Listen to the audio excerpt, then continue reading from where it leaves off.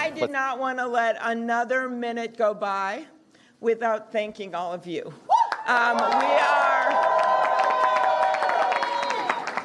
We know there's delays, but we know one thing. We are punching above our weight. My heart is full tonight. One, because I have my great chair here. Thank you, Andy McGuire. Two, because I have this fantastic staff that has stood with us all the time. And three, because my husband and daughter are here with me tonight.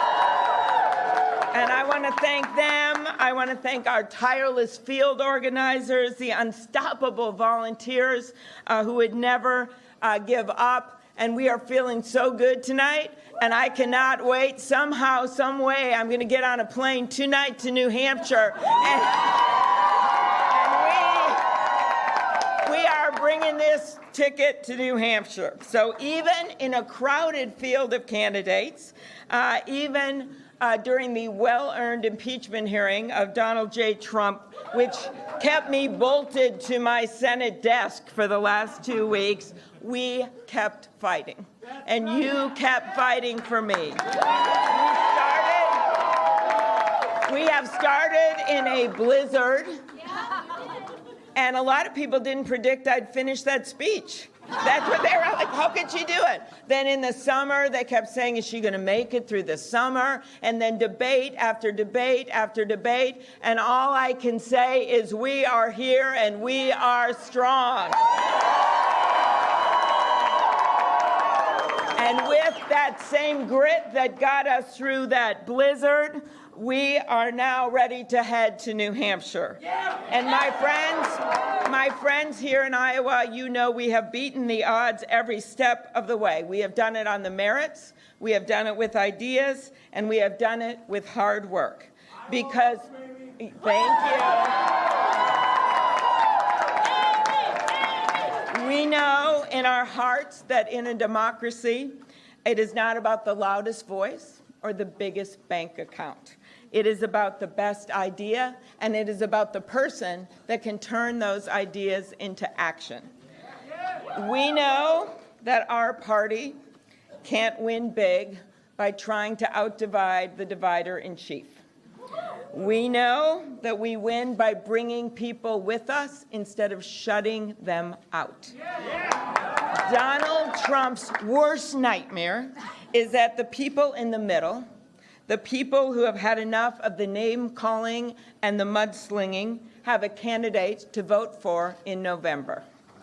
Donald Trump's worst nightmare is that our fired-up Democrats will march to victory alongside a big coalition of independents and moderate Republicans that see this election just as we do.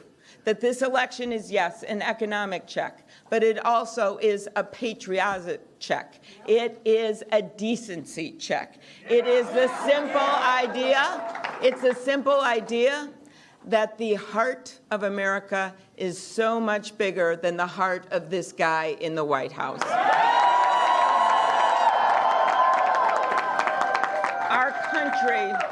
Our country cannot take another 4 years of Donald Trump. Our collective sense of decency can't take another 4 years. The rule of law can't withstand another 4 years of a president that thinks he's above it. Our democracy cannot tolerate another 4 years of a president who wants to bulldoze right through it. The American dream cannot take another 4 years of a president who thinks he can choose who gets it. His playbook is not hard to understand. It is really 3 words: divide and demoralize. Well, I have a playbook that's 3 words: unite and lead. And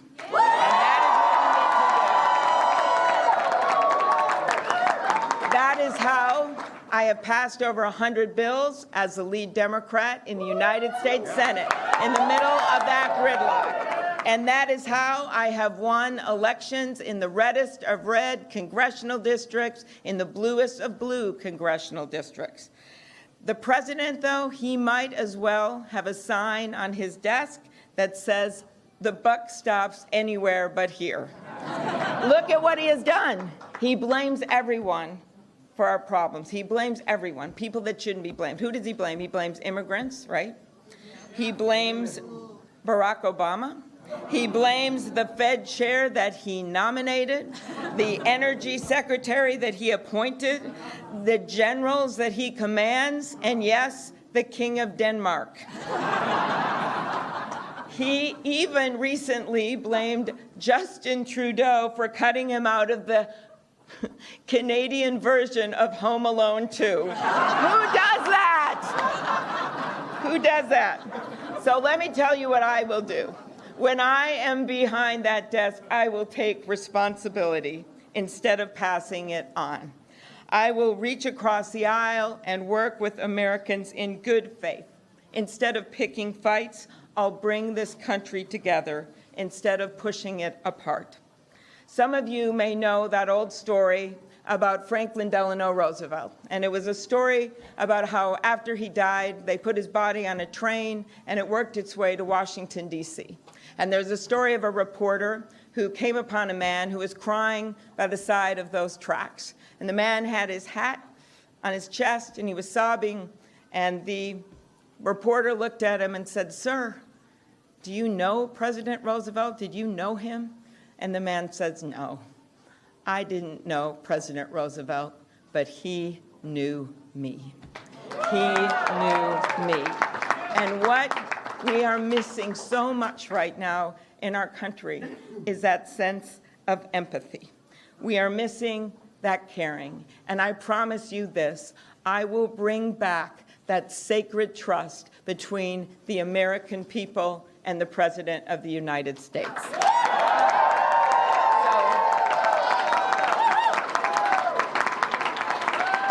If you are sick and tired of hearing how great the economy is when you don't feel it, when your paycheck is stretched to the breaking point month after month, I know you and I will fight for you. If you are sick of choosing between paying for daycare for your kids and long-term care for your parents, I know you and I will fight for you. If you're sick of being torn between filling a refrigerator and filling a prescription, I know you, and I will fight for you. And if you want a Democratic nominee who can make our tent bigger and our coalition wider and our coattails longer,